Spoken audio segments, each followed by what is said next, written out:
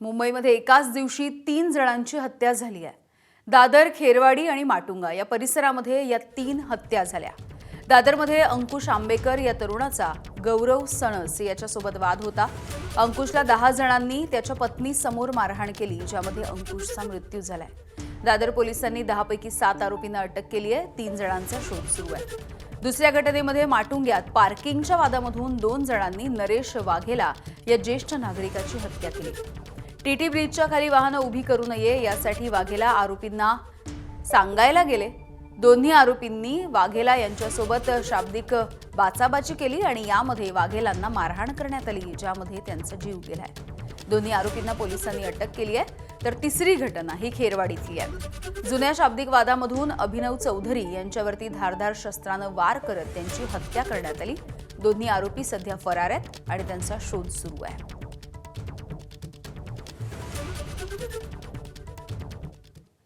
पुढची बातमी बघूया। त्र्यंबकेश्वर मंदिर संस्थानाचे विश्वस्त पुरुषोत्तम कडलक आणि गोटीराम टेहरे या दोन्ही आरोपींना 7 दिवसांची पोलीस कोठडी सुनावण्यात आली आहे। एका भाविकाकडून दर्शनासाठी 3000 रुपये उकळल्याचा त्यांच्या पुतण्यावरती आरोप करण्यात आला होता।